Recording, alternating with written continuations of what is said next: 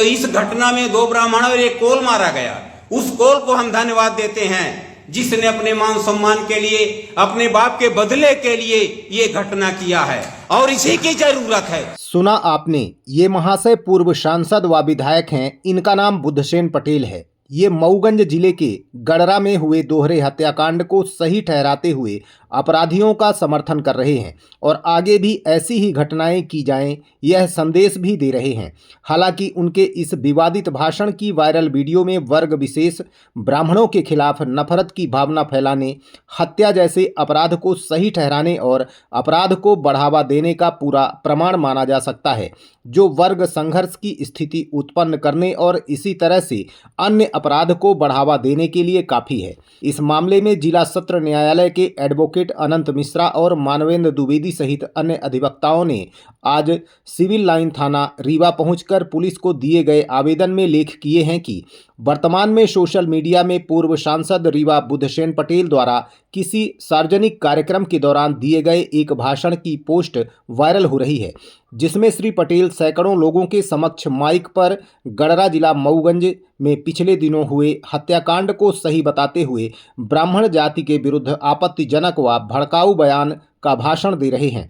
उनके भाषण की भाषा घटना को सही व समाज में ब्राह्मण जाति के विरुद्ध हिंसा व नफरत फैलाने के इरादे से कही गई है। उनके भाषण को सुनकर जहां अन्य समाज ब्राह्मण जाति के विरुद्ध हिंसात्मक होगा, वहीं समाज के मन में ब्राह्मण जाति के विरुद्ध विद्वेष की भावना उत्पन्न होगी। यह कृत्य भारतीय संविधान व बीएनएस में दर्ज प्रावधानों का उल्लंघन है व आपराधिक कृत्य है, जिस पर तत्काल कार्यवाही किया जाना आवश्यक है। इस मामले को लेकर समाजसेवी एडवोकेट बीके माला ने भी पूर्व सांसद बुद्धसेन पटेल के बयान की निंदा करते हुए उन्होंने कहा कि नफरत फैलाने का पूर्व सांसद ने प्रयास किया है। यह राजनीति चमकाने की उनकी ओछी मानसिकता का परिचायक है। अधिवक्ताओं द्वारा पुलिस में की गई शिकायत जायज है। पुलिस को मामला दर्ज करके कानूनी कार्रवाई करनी चाहिए।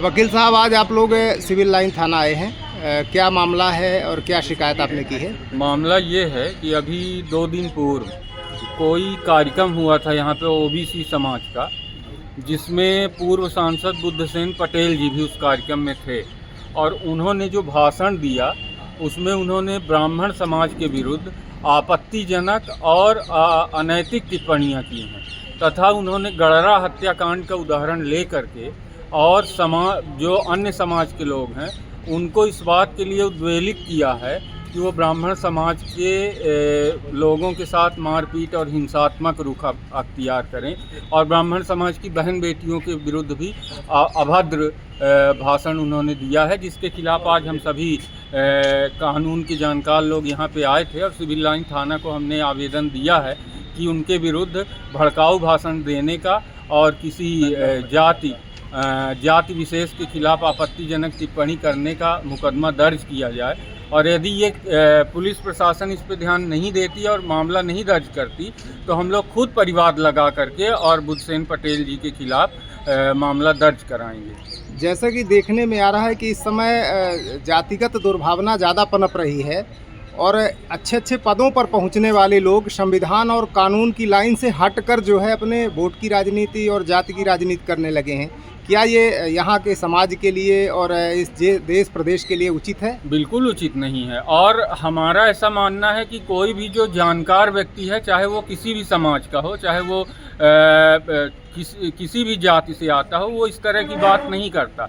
लेकिन ये जो लूटे पिटे नेता हैं, ये बुद्धसेन पटेल जी, आप इनका इतिहास यदि देखेंगे तो भारत का शायद कोई भी ऐसा राजनीतिक दल नहीं रहा है जिसके ये सदस्य नहीं रहे। ये कांग्रेस में रहे, ये भाजपा में रहे, ये इस समय वर्तमान में वो तेलंगाना की एक पार्टी है भारत राष्ट्र समिति के चंद्रशेखर राव की, उसके वो सदस्य हैं।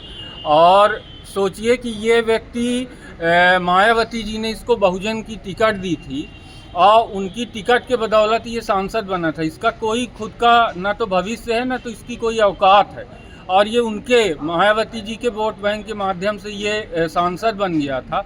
ये अपनी माने दोबारा से राजनीतिक पृष्ठभूमि तैयार करने के लिए इस तरह के बयान दे रहा है। और इस जब से ये गड़रा हिंसा हुई है उसके बाद से जो भी लोग इस तरह के बयान दे रहे हैं वो सिर्फ अपनी राजनीतिक पृष्ठभूमि तैयार करना चाहते हैं, इसलिए उस तरह नहीं, की अभी बात- जैसे आदिवासियों के साथ गलत हुआ या आदिवासियों ने गलत किया, मुद्दा यहाँ तक था, लेकिन सबसे ज़्यादा इस समय छटपटाहट जो है उस घटना को लेकर आदिवासियों के डिफेंस में ओबीसी वर्ग को आ रही है। इसे किस नज़रिए से देखते हैं? ओबीसी वर्ग को भी नहीं आ रही। ओबीसी वर्ग के कुछ नेता जो जिनकी कोई ज़मीन है नहीं, वो सिर्फ ज़मीन बनाने के लिए इस तरह की नौटंकी कर रहे हैं। बाकी न तो आदिवासी समाज और न तो ब्राह्मण समाज, कोई भी समाज हिंसा का हमारे हिसाब से समर्थन नहीं करेगा, चाहे जो भी हो। हिंसा हर तरह से गलत है। तो आपका क्या कहना है इस मामले में, अभी जो आपने ज्ञापन दिया है यहाँ?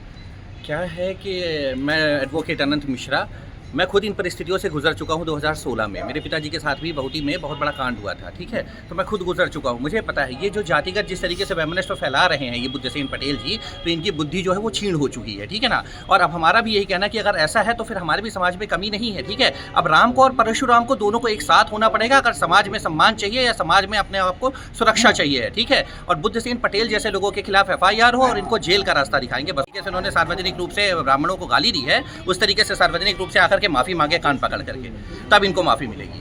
माला जी, अभी पूर्व सांसद और विधायक रहे बुद्धसेन पटेल द्वारा एक सोशल मीडिया में उनकी एक वीडियो वायरल हो रही है, जिसमें खासकर ब्राह्मणों को लेकर वो ये कह रहे हैं जो मऊगंज की घटना थी वो सही थी और ऐसा ही करना चाहिए।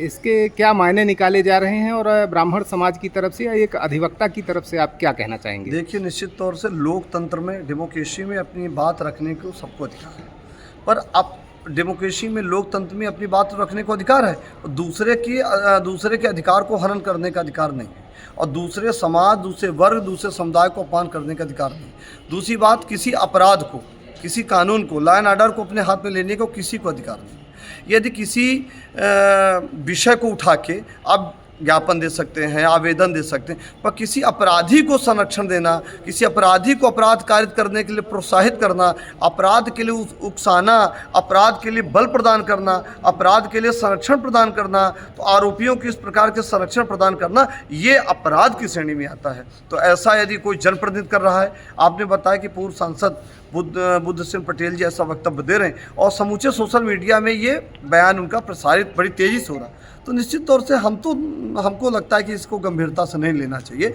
इसलिए कि एक अच्छा जनप्रतिनिधि जो सदन का नेतृत्व कर चुके हों, उनके द्वारा इस प्रकार के भाषा का प्रयोग करना, इस प्रकार के विचार का प्रयोग कर, किसी की मदद करना जनहित में है, मदद करना चाहिए, पर ऐसे शब्दों का प्रयोग करना, किसी वर्ग को लड़ाना, किसी समुदाय को लड़ाना, किसी समाज को लड़ाना, वर्ग संघर्ष की स्थिति पैदा करना, नेता समाज का होता है, नेता जनता का होता है, किसी वर्ग का नहीं होता। और जब नेता हो जाता है तो उसके जो जनमानस होती है वो समस्त जनमानस होती है, कोई पंडित, कोई ठाकुर, कोई पिछड़ा, उसमें वर्ग नहीं होता, वो जनता होती है। तो इस प्रकार का शब्दों का प्रयोग करना निश्चित तौर से निंदनीय है, और जितनी भी इस घटना की, इस बयान की भर्त्सना की जाए वो कम। अभी कुछ वकीलों ने सिविल लाइन थाने में एप्लीकेशन दिया है कि FIR दर्ज किया जाए उनके निश्चित तौर से ये कानूनी प्रक्रिया है। यदि कोई व्यक्ति अपमानजनक शब्दों का प्रयोग करते हैं, किसी वर्ग, किसी समाज, किसी मजहब को लड़ाने का काम करते हैं, जिससे वर्तमान अति संवेदनशील विषय रीवा मऊगंज की घटना को लेकर सभी पक्ष अपने अपना ज्ञापन दे रहे हैं, सबका अधिकार है, पर किसी वर्ग को उकसाना ये अपराध की श्रेणी में आता है। तो निश्चित तौर से उनके खिलाफ, उनके विरुद्ध कानूनी कार्रवाई के लिए अधिवक्ता परिवार, अधिवक्ता कमेटियां और बुद्धिजीवी वर्ग निश्चित तौर से आवेदन दे सकता है। उसमें FIR की प्रक्रिया है, वो जांच करेंगे, पुलिस विवेचना करेगी, सभी का कथन लेगी और कार्रवाई करेगी।